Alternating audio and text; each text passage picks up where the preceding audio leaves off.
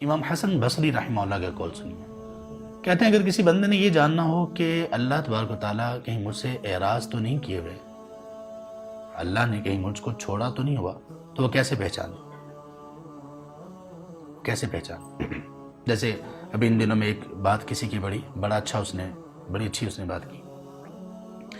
اللہ آپ سے ناراض ہے، اس کا پتہ آپ کو اس سے نہیں چلے گا کہ آپ کو رزق نہیں مل رہا، آپ رزق سے محروم ہو گئے۔ اللہ کی ناراضگی اگر جاننا چاہتے ہو تو اس سے جانو کہ کہیں آپ عبادت اور سجدے سے تو نہیں محروم کر دیے گئے، کہیں آپ علم کی مجالس سے تو نہیں محروم کر دیے گئے۔ ہمیں معلوم ہے کہ علم کی ایک مجلس ہے، ایک کلاس ہے، ہمارے 100 کام ہیں، ہم کہتے ہیں نہیں مجھے کام تھا اس سے میں آ نہیں سکا، جینوئن ریزن تھی، ٹھیک ہے کوئی بات نہیں، لیکن تھوڑا سا غور کرو کہیں اللہ تبارک و تعالیٰ کا اعراض تو نہیں ہے تم سے، اللہ تبارک و تعالیٰ تم سے کہیں منہ تو نہیں موڑے ہوئے، اللہ کہیں تم سے یہ نہ ہو کہ راضی نہ ہو یا ناراض ہوں کہ تمہیں اس طرح کی خیر کی توفیق ہی نہیں ملتی۔ امام حسن بصری رحمہ اللہ کہا کرتے تھے علامت اعراض اللہ عن العبد ان یجعل شغلہ فیما لا یعنی، اللہ تبارک و تعالیٰ